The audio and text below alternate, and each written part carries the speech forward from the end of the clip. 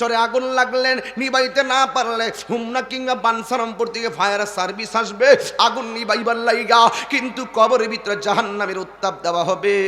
কিন্তু তুমি এত কান্নাকাটি করবা, এই দুনিয়া তুমি মারা যাওয়ার পরে যখন কবরে আগুন ধরে গেছে, নামাজ না হইরা মোবাইল চালাইছো, নামাজ না হইরা ব্রিজে বসে আড্ডা মারছো, নামাজ না হইরা কম্বলের নিচে ঘুমায় রইছো, কিন্তু নামাজ না হইরা যারা কবরে গেছে তোমার বাবা, বাবা কিন্তু কবরে আগুন দিয়া জ্বলতেছে। ও যুবক, ওই মানুষটা কবরে আগুন দিয়া জ্বলে, তুমি মনে কইরো না তোমার আগুনে জ্বলার কারণে তোমার সন্তান দুঃখী হবে। না না না না, তুমি মারা গেছো, তোমার সন্তানের মোবাইল টিপা বন্ধ নাই, তুমি মারা গেছো সন্তানের বিয়ের অনুষ্ঠান বন্ধ নাই, তুমি মারা গেছো সন্তানের ক্রিকেট খেলা বন্ধ নাই, তুমি কবরে গেছো সন্তানের বিপিএল খেলা দেখা বন্ধ নাই, তুমি কবরে গেছো বিশ্বকাপ খেলা দেখা বন্ধ নাই, তুমি কবরে গেছো তোমার সন্তান প্রেম প্রীতির মধ্যে অভাব নাই, তুমি কবরে গেছো ব্যাংকের টাকা লইয়া তোমার সন্তান ভাগাভাগি শুরু করে দিয়েছে। কথা বলেন ঠিক কিনা বলেন? এই জন্য কার জন্য আপনি রাইকা যাবেন? ওই দিন দেখলাম চট্টগ্রামে একটা লোক মারা গেছে 52 লাখ টাকা লইয়া, সন্তান কামরা কামড়ি লাইগা গেছে, বাবার জানাজা পড়ে না, বাবার জানাজা পড়ে না, বাবার দাফনও করে না। এবার পুলিশে খবর পাইয়া ওই সন্তানের বাবার গোসল দেওয়াইছে, জানাজার নামাজ পড়াইছে, এরপরে দাফন করাইছে। 52 লাখ টাকা লইয়া দুনিয়ার কাল লাগা টাকা রাইকা গেলে আপনার সন্তান আপনার টাকা লইয়া কামরা কামড়ি শুরু করছে, কিন্তু কবরের কষ্টের ভাগ নিবে না। এই জন্য আমি শুরুতে ওয়াজ করছিলাম, সন্তানকে টাকার মালিক বানাইবার আগে দিনের শিক্ষার মালিক বানাইতে হবে। আমার ওয়াজটা কি বুঝতে অসুবিধা হইতেছে আপনাদের? সন্তানকে টাকার মালিক বানাইবার আগে আপনার সন্তানকে দিনের শিক্ষার মালিক বানাইতে হবে। আজকে যদি আপনার সন্তানকে ওই দিন শিক্ষার মালিক বানাইতেন, নবীর মহব্বতের প্রেমের শিক্ষার মালিক বানাইতেন, কোরআনের আলোতে আলোকিত করতেন, এই সন্তান মারা যাওয়ার পরে প্রথম আপনাকে মায়া কইরা গোসল দিয়া জানাজা পইরা দাফন করত। তাই মাহফিলে বলেছি, হোয়াট ইজ লাইফ? জীবন কি? Life is journey. আমি প্রায় মাহফিলে বলছি জানি, হোয়াট ইজ লাইফ? জীবন কি? Life is journey. জীবন মানে সামনে যাও, জীবন মানে পিছনে যাও, জীবন মানে ডানে যাও, জীবন মানে বামে যাও। জীবনে দুইটা সুযোগ, একটা ভালো আর একটা মন্দ, একটা খাও আর একটা না খেয়ে থাকো, এক গীবত করো, নামাজ পড়ো, রোজা রাখো, ভালো দিক মন্দ দিক। ইচ্ছে করলে নামাজ পড়তে পারবেন, আর নয় শুধু খেতে পারবেন। ইচ্ছে করলে আপনি রোজা রাখতে পারবেন, ঘুষও খেতে পারবেন, মানুষকে ভালোবাসতে পারবেন, মানুষকে খুন করতে পারবেন। এখন আপনার কাছে আমার প্রশ্ন, বিতে বার্থ, ডিতে ডেথ। বার্থ মানে জন্ম, ডেথ মানে মৃত্যু, মাঝখানে হলো সিতে চয়েস। আপনি চয়েস করুন, আপনি চয়েস করুন। আপনি কি সুদ খাবেন নাকি নামাজ পড়বেন, রোজা রাখবেন নাকি ঘুষ খাবেন, জিনা করবেন নাকি জিকির করবেন? আপনার চয়েস আপনাকে করতে হবে, আপনার চয়েস আপনাকে করতে হবে, আপনার জায়গা আপনাকে তৈরি করতে হবে, আপনার চপথ চলা আপনাকে ক্লিয়ার করতে হবে। তাইলে আমি আপনাকে সহজ করে দিচ্ছি, আপনি কোনটা চয়েস করবেন। এ বি সি ডি, বিতে বার্থ, সিতে চয়েস, ডিতে ডেথ। জীবন মৃত্যুর মাঝখানে সিতে choice, my choice, everybody follow me. আপনারা আমাকে ফলো করেন, আমার চয়েসটা যদি মিলে যাই, হাতে হাত মিলিয়ে ফেলবো, তাই দেশ সুন্দর হয়ে যাবে। My choice, my choice. আমার পছন্দ হলো holy Quran. The holy Quran is the constitution of human life. My choice Islam, my religion Islam. আমার মাই চয়েস আমার প্রফেট হযরত মুহাম্মদ সাল্লাল্লাহু আলাইহি সাল্লাম। আমার চয়েস আমার রাহমাতুল লিল আলামিন। মাই চয়েস আমার Allah. Allah is our almighty and our creator. Allah সর্বশক্তিমান, আল্লাহ আমাদের সৃষ্টিকর্তা, আল্লাহ, রাসূল, ইসলাম, কোরআন। এই চারটাকে যদি আপনি চয়েস করতে পারেন, আপনি আপনার দ্বারা সম্ভব এই দেশকে, আপনার জীবনকে ইহকাল পরকালে সুন্দর করার জন্য। কথা বলেন ঠিক কিনা?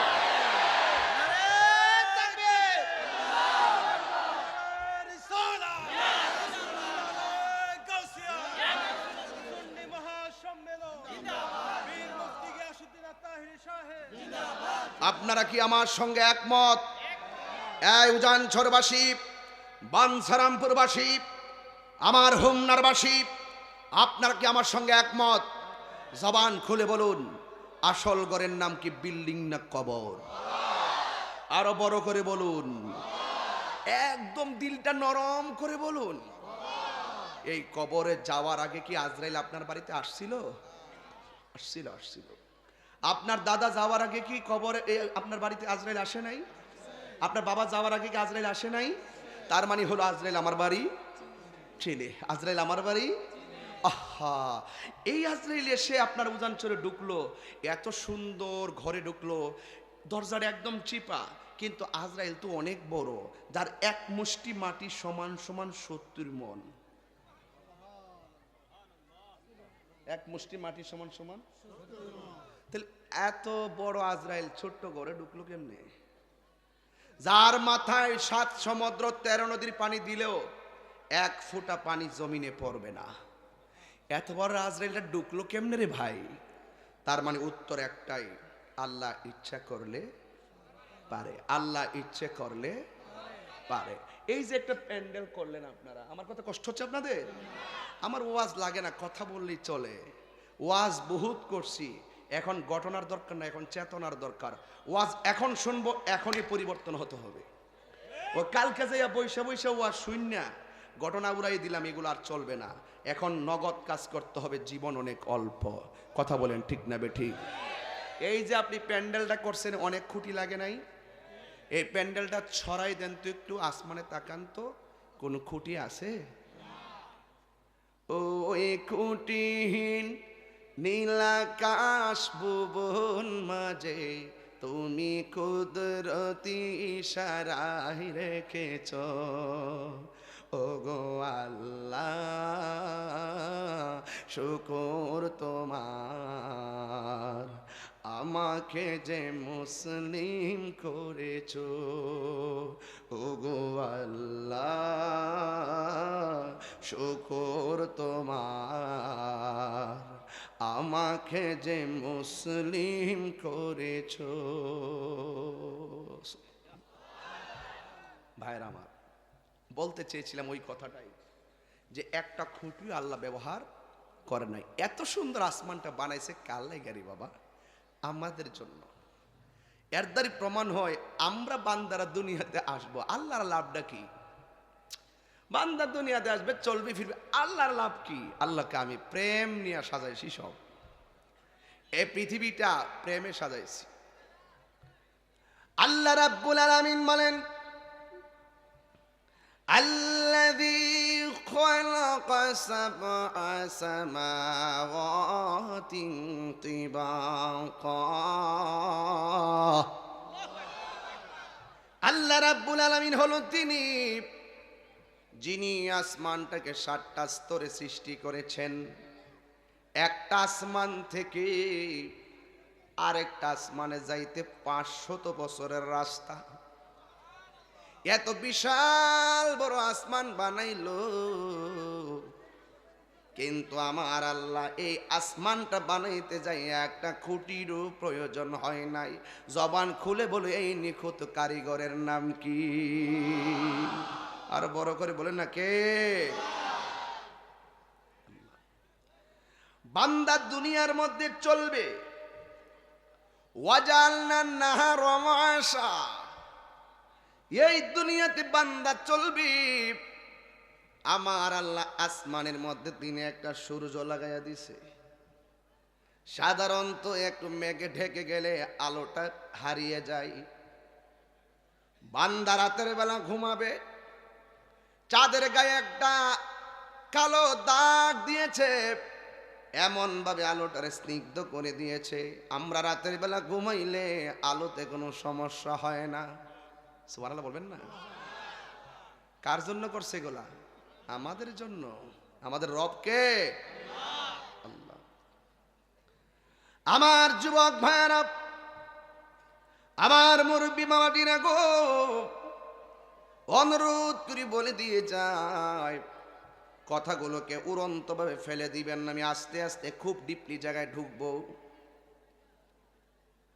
আমার ডানে তাকান, আমার বামে তাকান, দেখবেন আমার আল্লাহ সবুজ গাছ দিয়া কেমনে সাজাইছে। গাছ, আম গাছে তাকাইলে, আমের পাতার দিকে তাকাইলে কেউ আম গাছকে জাম গাছ বলবে না, পাতা দেখলে বোঝা যায় গাছটা কি গাছ। কলা গাছ দেখলে কেউ নারিকেল গাছ বলবে না, কলা গাছের পাতা দেখলেই বোঝা যায় গাছটা কি গাছ। তাল গাছ দেখলে কেউ জাম গাছ বলবে না, তাল গাছের পাতা দেখলে তাল গাছ চিনে ফেলে। বন্ধুরে, মানুষ দেখলে দেখেন, একটু তাকায় দেখেন, আমার দিকে তাকান। ওনারও নাক আছে, আমারও নাক আছে, আমার মিতারও নাক আছে, আরেকজনের কান আছে, সব আছে। মানলাম একটা লোক একটা মিলে না, দেখতে তো দেখা যায় একই রকমের। এই জন্য আমি বাহিরের স্ট্রাকচার বাদ দিয়া দিলাম। কিন্তু একটা জায়গায় আমার সঙ্গে একমত হবেন, এখানে হাজার হাজার মানুষ, আমার মনে হয় মা বোন এতগুলা হবে পর্দার আড়ালে, এর চাইতে বেশি হবে। হাজার হাজার মানুষ একটা কণ্ঠের সঙ্গে একটা কণ্ঠ মিলে না গো। কেমন বাঁশি আল্লাহ বানাইছে, মানুষের কণ্ঠের বাঁশি। তাই তো আমার রবকে ভালোবাসি। এই জন্য আল্লাহ আমাদেরকে সুখে রাখলেও খুশি, দুঃখে রাখলেও খুশি। হাজার হাজার মানুষ একটা কণ্ঠের সঙ্গে একটা কণ্ঠ মিলে না। হ্যালো বললে বুঝা ফেলায় এটা মানিক মিয়ার কল, হ্যালো বললে বুঝে ফেলায় এটা আব্দুর রহমানের কল। বন্ধু বন্ধুরে মোবাইলে কণ্ঠের মাধ্যমে চিনে ফেলে। কথা বলেন ঠিক না? এত সুন্দর সৃষ্টি, ওই রবের না সিংহা যদি দুনিয়াদারির প্রেমে পাগল হইয়া যাও, আল্লাহ বলে বান্দারি আমি আল্লাহ দিয়া পরীক্ষা করবো, না দিয়াও পরীক্ষা করবো। وَلَنَبْلُوَنَّكُمْ بِشَيْءٍ مِّنَ الْخَوْفِ وَالْجُوعِ وَنَقْصٍ مِّنَ الْأَمْوَالِ وَالْأَنفُسِ وَالثَّمَرَاتِ وَبَشِّرِ الصَّابِرِينَ।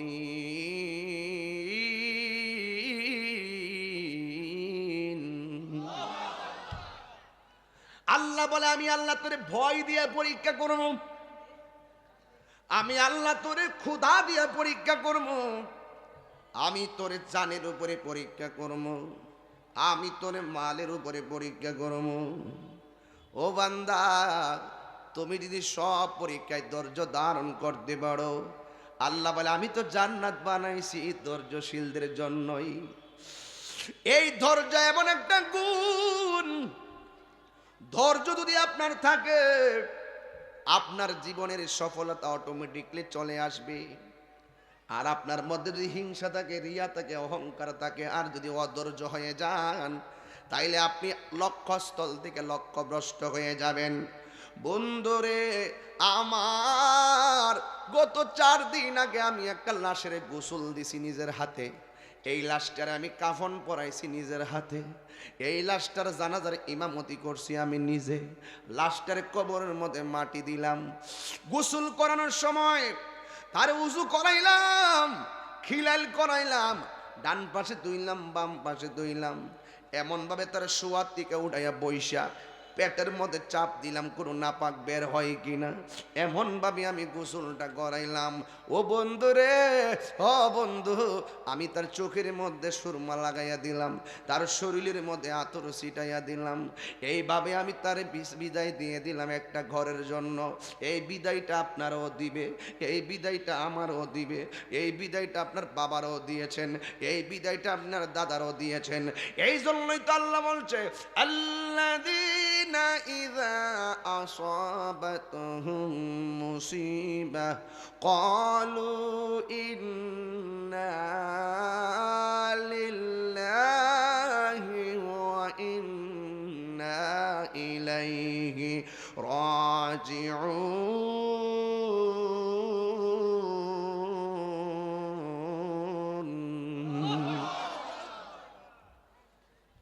বিপদে পড়লে সাহায্যকারী কে? বিপদে পড়লে সাহায্যকারী কে? ও আল্লাহ, তুমি আমরারে বানাইছো, আমরা তো তোমার দিকে চলে আসি। দেখেন আমরা মুসলমান ধর্মটা পাইলাম, ইসলাম ধর্ম, অন্য ধর্ম আছে হিন্দু ধর্মের লাশটা পুরাইয়া ফেলাই, কিন্তু আমরা মুসলমান এমন একটা ধর্ম পাইলাম মরে গেলে মুখের উপরে কম্বল দিয়া ডাকে না, পাতলা একটা কাপড় দিয়া মুখটারে ডাকে, গোসল করাইতে গেলে গরম পানি দেয় না, কুসুম গরম পানি দিয়ে যেন আরাম লাগে, যেন আরাম আরাম লাগে, এমন একটা মনমানসিকতা। আবার পুরান কাপড় দেয় না, নতুন কাপড় দেয়। শুধুমাত্র তাই না গো, মরে গেলে আপনারে আতর লুবান দিয়া দে, আতর লুবান দিয়ে আপনারে সুন্দর করে সুরমা দেয় চোখের ভিতরে, খাটের মধ্যে সুন্দর করে শোয়ায়, কান্দের মধ্যে কইয়া হাজার হাজার মানুষের কাছে নিয়ে যায়, কবরের মধ্যে সুন্দর করে এমন ভাবে লামাইয়া দেয় যেন আপনার গায়ে ব্যথা না লাগে। অথচ আপনি তো অনুভূতিহীন, কিন্তু আমাদের মাঝে তো মায়া আছে, জীবিত মানুষগুলো মায়া কইরা কইরা কবরের মধ্যে নামায়। এইভাবেই তো বাবা আমাদেরকে সাজায় গুজাইয়া দে, সাজিয়ে গুজিয়ে দে মোরে সজনী তোরা, সাজিয়ে গুজিয়ে দে মোরে, একটু কর না বা, সাজিয়ে গুজিয়ে দে মোরে সজনী তোরা, সাজিয়ে গুজিয়ে দে মোরে। বড়ই পাতার গরম জলে শুয়াইয়া মশারির তলে, বড়ই পাতার গরম জলে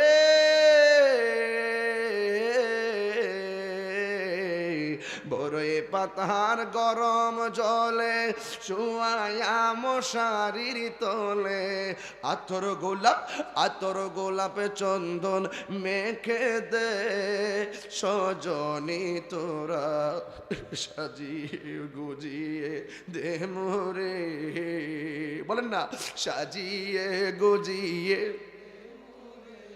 হে সজনী তোরা, সাজিয়ে গুজিয়ে দে মোরে, সবাই বলতে হবে, সাজিয়ে গুজিয়ে দে মোরে সজনী তোরা, সাজিয়ে গুজিয়ে দে মোরে।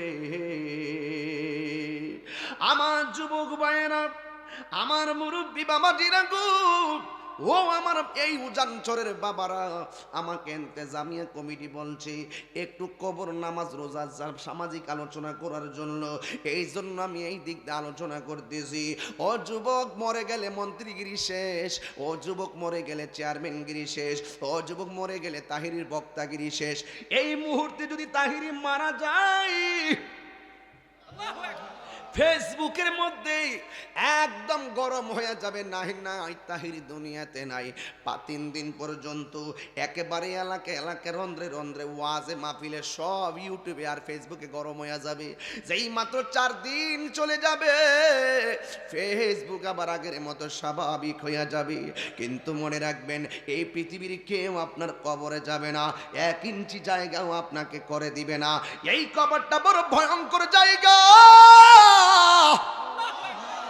আমার নবী বলছে এই কবরটা হলো কাহার জন্য জাহান্নামের বাগান, জাহান্নামের গর্ত, আবার কবরটা কাহার জন্য জান্নাতের বাগান, কবরটা কাহার জন্য জান্নাতের টুকরা, আবার কাহার জন্য জাহান্নামের গর্ত। বন্ধুরে আমার, এই কবরে যাওয়ার আগে আল্লাহর ওয়াস্তে একটু নামাজি হইয়া যান। এখন প্রশ্ন করে, হুজুর নামাজের কথা কেন বললেন? কমিটির আমার বলছে বলার জন্য তাই বলছি, কিন্তু কবর আযাবের সঙ্গে রিলেটেড আলোচনা। আমার নবী আপনার নবী বলেন, বেনামাজি হইয়া যদি তুমি কবরে যাইবা, ওই কবরের ভিতরে 3টা শাস্তি শুরু হয়ে যাবে। এর মধ্যে একটা শাস্তি হলো ওই কবরের মাটি 2 কান্দা তোমারে চাপা মারবো, এমন ভাবে তোমারে চাপা মারবো ডান পাশের হাড্ডিগুলো বাম পাশের হাড্ডির ভিতরে ঢুকে যাবে, আর ডান পাশের হাড্ডিগুলো বাম পাশের হাড্ডির ভিতরে ঢুকে যাবে। ও বন্ধু, ও যুবক ভাইরা আমার, আপনার আমার কবরের আপন আর কেউ হবে না। এই জন্য আমার নবী আপনার নবী বলেন, বেনামাজি হইয়া কবরে গেলে তোমার চতুর্দিকে তোমাকে মাটিগুলা চাপা মারবে। আমার নবী বলে, তুমি এমন যদি একটা চিৎকার মারবা গো, এই যুবক, কবর আযাব থেকে বাঁচতে চাননি? আপনার আব্বা আম্মা কবর আযাব থেকে শাস্তি থেকে মুক্তি পাক, আপনারা চান কি চান না?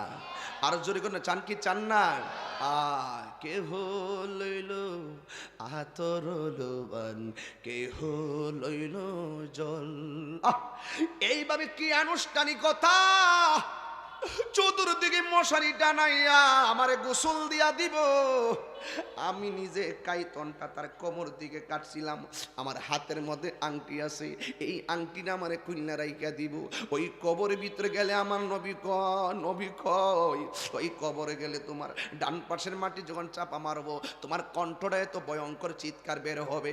নবী বলেন, কবরের মাটির চাপা খাইয়া ওই মানুষটা যেই চিৎকারটা মারবো গো, এই কান্নার আওয়াজ যদি তোমাদের নাক কানের মধ্যে লাগতো, তাইলে ওই কানের মধ্যে লাগার কারণে ওই মানুষটা, জেতা মানুষটা কানের মধ্যে লাগার কারণে ওই জেতা মানুষটা কানের পর্দা ফাইটা রক্তক্ষরণ হতে মারা যাইতো। ওই কবরের ভিতরে বেনামাজি এমন জোরে চিৎকার মারবে। 2 নম্বর শাস্তি হলো বেনামাজির কবরে জাহান্নামের আগুন ধরাইয়া দেওয়া হবে, জাহান্নামের আগুন ধরাইয়া দেওয়া হবে। এই জন্য যুবক ভাইয়েরা আমার, ওই আগুন তুমি সহ্য করতে পারবা না। উজানচরে আগুন লাগলেন, নিবাইতে না পারলে হুমনা কিংবা বানসারামপুর থেকে ফায়ার সার্ভিস আসবে আগুন নিবাইবার লাইগা, কিন্তু কবরের ভিতরে জাহান্নামের উত্তাপ দেওয়া হবে। কিন্তু তুমি এত কান্নাকাটি করবা, এই দুনিয়া তুমি মারা যাওয়ার পরে যখন কবরে আগুন ধরে গেছে, নামাজ না হইরা মোবাইল চালাইছো, নামাজ না হইরা ব্রিজে বসে আড্ডা মারছো, নামাজ না হইরা কম্বলের নিচে ঘুমায় রইছো, কিন্তু নামাজ না হইরা যারা কবরে গেছে তোমার বাবা কিন্তু কবরে আগুন দিয়া জ্বলতেছে। ও যুবক, ওই মানুষটা কবরে আগুন দিয়া জ্বলে, তুমি মনে কইরো না তোমার আগুনে জ্বলার কারণে তোমার সন্তান দুঃখী হবে। না না না না, তুমি মারা গেছো, তোমার সন্তানের মোবাইল টিপা বন্ধ নাই, তুমি মারা গেছো সন্তানের বিয়ের অনুষ্ঠান বন্ধ নাই, তুমি মারা গেছো সন্তানের ক্রিকেট খেলা বন্ধ নাই, তুমি কবরে গেছো সন্তানের বিপিএল খেলা দেখা বন্ধ নাই, তুমি কবরে গেছো বিশ্বকাপ খেলা দেখা বন্ধ নাই, তুমি কবরে গেছো তোমার সন্তান প্রেম প্রীতির মধ্যে অভাব নাই, তুমি কবরে গেছো ব্যাংকের টাকা লইয়া তোমার সন্তান ভাগাভাগি শুরু করে দিয়েছে। কথা বলেন ঠিক কিনা বলেন? এই জন্য কার জন্য আপনি রাইখা যাবেন? ওই দিন দেখলাম চট্টগ্রামে একটা লোক মারা গেছে, 52 লাখ টাকা লইয়া সন্তান কামরা কামড়ি লাইগা গেছে। বাবার জানাজা পড়ে না, বাবার জানাজা পড়ে না, বাবার দাফনও করে না। এবার পুলিশে খবর পাইয়া ওই সন্তানের বাবার গোসল দেওয়াইছে, জানাজার নামাজ পড়াইছে, এরপরে দাফন করাইছে। 52 লাখ টাকা লইয়া দুনিয়ার কাল লাগা টাকা রাইখা গেলে আপনার সন্তান আপনার টাকা লইয়া কামরা কামড়ি শুরু করছে, কিন্তু কবরের কষ্টের ভাগ নিবে না। এই জন্য আমি শুরুতে ওয়াজ করছিলাম, সন্তানকে টাকার মালিক বানাইবার আগে দিনের শিক্ষার মালিক বানাইতে হবে। আমার ওয়াজটা কি বুঝতে অসুবিধা হইতেছে আপনাদের?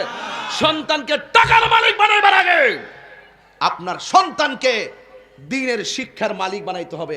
আজকে যদি আপনার সন্তানকে ওই দিন শিক্ষার মালিক বানাইতেন, নবীর মহব্বতের প্রেমের শিক্ষার মালিক বানাইতেন, কোরআনের আলোতে আলোকিত করতেন, এই সন্তান মারা যাওয়ার পরে প্রথম আপনাকে মায়া কইরা গোসল দিয়া জানাজা পইরা দাফন করত। এই যুবক, বাপ মার জন্য পাগল একটা লোক হাত তুলো তো দেখে যে হুজুর এই মাদ্রাসায় আজকে প্রথম দিয়া দিব, আমি 10,000 টাকা দিয়ে দিব। একটা লোক কন্ত দেখি যে আপনারা মাদ্রাসাকে ভালোবাসেন কিনা দেখি, ছাত্র দেন না, দিবেন, নাতি দিবেন, সন্তান দিবেন, ভাই দিবেন। একটা লোক হাত তুলে কোন হুজুর এমন একটা জায়গায় ওয়াজ নিয়ে রাখছেন, আমি 10,000 টাকা প্রথম দিয়া দিব, আমি জানে মালে নবীরে ভালোবাসি। কাটা দিবেন কোন?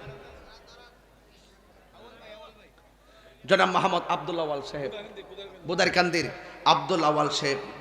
এত রঙিন এত কাপড় কিছুই ভালো লাগে না মোর, এত রঙিন এত কাপড়, এত রঙিন এত কাপড় কিছুই ভালো লাগে না মোর। কত? আর 1000 জাকারিয়া 500, উনি কত? 5000। হারিস আব্দুল আওয়াল 5000। বলেন না মারহাবা কর্নাকে লেগে? আপনারা কি কষ্ট হইতেছে? আমি কি কোনো দলিলের বাইরে কথা বলতেছি?